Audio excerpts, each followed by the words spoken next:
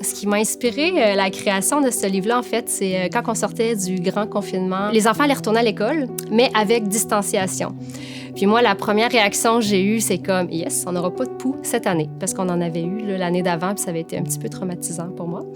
Puis tout de suite, mon cerveau m'a comme envoyé une image de poux qui font la grève puis qui sont pas contents. Mais qui a pensé aux poux et les poux dans tout ça?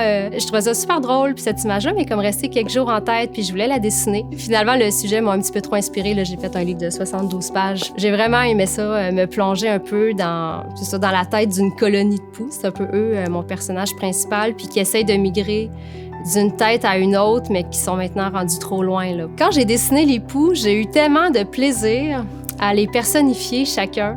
Tu sais, il y en a comme 1000. Je me suis vraiment demandé comment que moi je me sentirais, puis comment les humains se sentiraient à être pris comme ça sur une tête, tu sais, à plus avoir d'espace pour aller aux toilettes, pour manger, pour...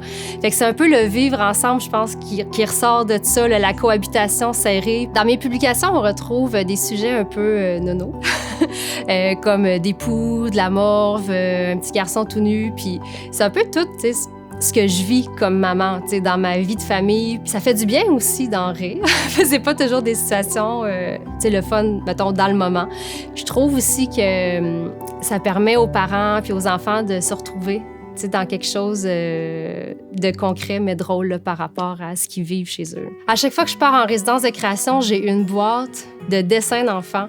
Puis je m'oblige à les regarder au début parce que on dirait que toute notre vie, on apprend comme à bien dessiner, puis à dessiner parfait. Puis je me suis rendu compte dans mes premiers livres qu'à chaque fois que je regardais le produit fini, tu sais, je l'aime. Mais quand je regarde mes croquis, je trouvais que le dessin était vraiment plus intéressant, plus vivant.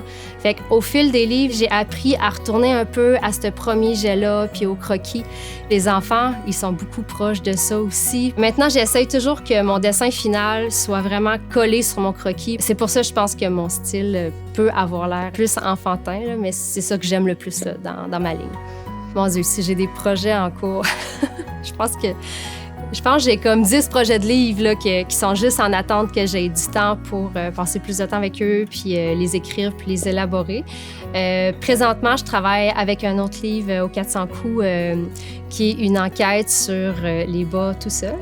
Mais où passent les bas tout seuls? Puis ça met en scène mes enfants, qui sont les enquêteurs, parce que eux, on dirait que la réponse du papa qui dit c'est comme ça dans toutes les maisons, ça c'est pas assez comme réponse. Puis les enfants, ils aiment ça avoir les vraies réponses. Dans les prochaines années, là, je vais aussi travailler sur un projet de roman illustré à la courte échelle avec Hugo Monticone au texte. J'ai des projets jusqu'en 2025, puis après ça, dans mon agenda, j'ai les autres que j'ai hâte de faire. Fait que je pense pas prendre ma retraite un jour, parce que je pense pas que je vais arrêter d'avoir des idées de livres, puis que je vais arrêter d'avoir du plaisir à les faire, puis avoir envie que les gens aient du plaisir à les lire.